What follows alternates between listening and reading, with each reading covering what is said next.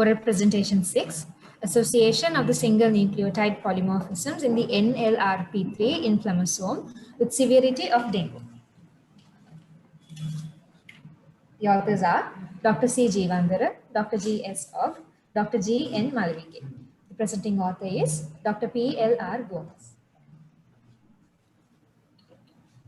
Good morning, sir. My topic is association of the single nucleotide polymorphisms in the NLRP gene with severity of dengue infection. So as we know, NLRP3 is a pattern recognition intracellular pattern recognition receptor. Upon activation, it leads to secretion of pro-inflammatory cytokines. In our studies, we have found that NLRP3 and several other genes are severely upregulated in severe dengue patients.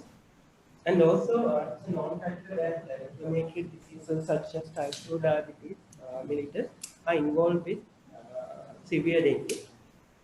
And one particular NLRP3 mutation has been significantly associated with type 2 diabetes.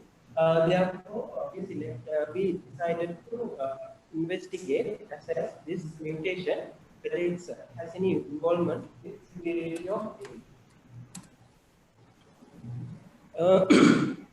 this SNP actually is a mutation. It doesn't cause mutation in the protein, but it causes a single point mutation in the pre-prime nuclear region of the NLRP3 gene. So we know in this region it's associated with regulation of gene expression. I mean, there are various proteins that are involved with the gene regulation located in this region. So here, in this single point mutation, what happens is C is replaced by G. So major homozygotes have a C genotype, so they don't have any mutation in both chromosomes. Rare homozygotes have the GG mutation in both chromosomes, and heterozygotes have one chromosome they have C and another chromosome they have G. The methodology actually we use samples already selected from previous studies, a large cohort of DNA from normal population and population. So we identified infected site through ELISpot and RNA-seq. So far, non-severe individuals actually had at least two types of serotypes. They are infected with at least two types of serotypes were categorized as past non-severe individuals. And past severe individuals, they have a history of severe non-severe infection in the past. So as the requirement of the method test, we had to assess the DNA quality. So we looked for several parameters and selected samples for the test. So it's basically we used Sobel's ratio, 2:2 and 2:2 ratio, and these ratios were used to decide whether the DNA is of good quality. Proceed. And for the real-time PCR, we used Canadian SNP assay, which is provided from Dante Technologies. They have a wide range of Canadian SNPs for various types of SNPs. So in this SNP, they have two. The SNP each has a prime probe name. The probes has two types of probes. One is to detect the normal C, unmutated, without the mutation. The other one probe detects the mutated one, that is the G variant. So these two dyes, depending on the signal of the dye, we can decide which allele is present. So the real-time PCR protocol is based on the manufacturer's protocol. After a real-time PCR, you get an allelic discrimination plot. Here you get the signals from the two dyes. This one you get the signal from the dye called WIC, and this side the signal from the dye called FAM. So you can see here several populations, and this population here, you see no signal, so that is the negative control. And here, this population, you can see only signal from the big dye. So the big dye detects the G, that is the, yeah. Here, big dye detects C and fam dye detects G. So G is the mutation. So here, this side is fam and this side is big. So here you can see this population has only G in both chromosomes, so they are rare homozygotes. And this population here, they have only fam signal, so they are major homozygotes. They don't have the mutation. And this population here, they have signal from both dyes. So they have one chromosome, they have without unmutated gene, and the other chromosome, they have the gene with the single point mutation. So when you look at the curves, there's a weak-only signal which is relevant for common homozygotes. You have a weak-only signal. And for homozygotes, rare homozygotes, you have a fam-only signal. And for heterozygotes, you have two signals from both dyes. So total for severe dengue, non-severe dengue, past non-severe dengue individuals, we had 107 cases. And past individuals with history of past severe dengue, we had 73 individuals. And the different genotypes, you can see the percentages. And for percentages wise, we didn't notice any significant difference.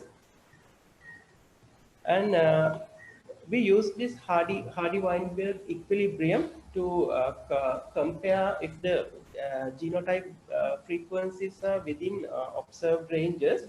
So in this equilibrium means there's an equilibrium between different genotype frequencies unless they are affected by an external factor. If an external factor affects the population, the equilibrium between different genotypes this shifts. So we put the Hardy-Weinberg equilibrium to both populations. First, we put it to the group with past individuals who had past non-severe dengue. And here, we did not have a significant p-value.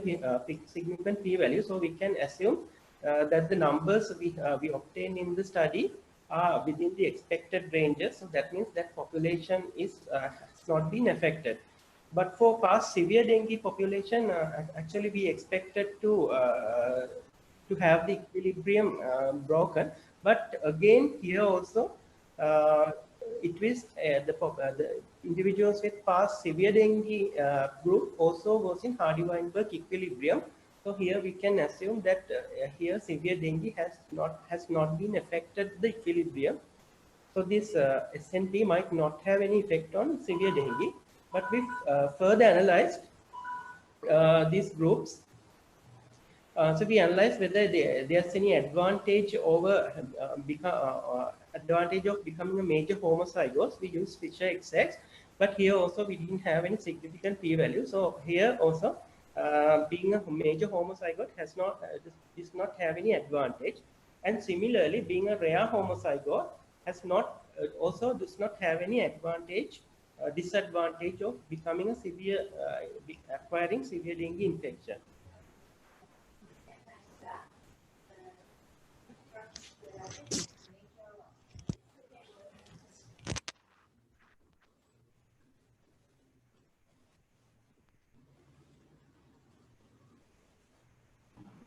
Yeah, end of the presentation.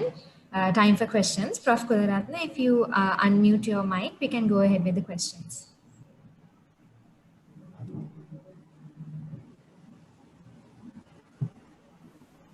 Yeah, in the meantime, shall we go ahead with the questions? So one question I wanted to ask is, like, the reason for looking at this polymorphism is because there is association of diabetes, the metabolic syndrome, and this polymorphism, is it? Several excellent ways which related recently there are hundreds of NLRP single point mutations, but we selected this one because it's significantly associated with type 2 diabetes. Is it known to be associated with Sri Lankan population? Have you tested the Sri Lankan population to see whether they have the polymorphism in Sri Lanka? We have a cohort, so we are analyzing, but the sample number is low at the moment. The problem is it's here we don't have a population without the diabetes. Most of the population we have, I mean, in this study, we have at least one type of comorbidity. That was the problem. But we hope to increase the sample size. Sense of association could be because even our diabetics don't have the polymorphism also, no, isn't it? But there are several studies in the world that is SETI mutation associated with type 2 diabetes. Yes. Okay, Professor Kularatna, shall we unmute? Can we unmute, sir?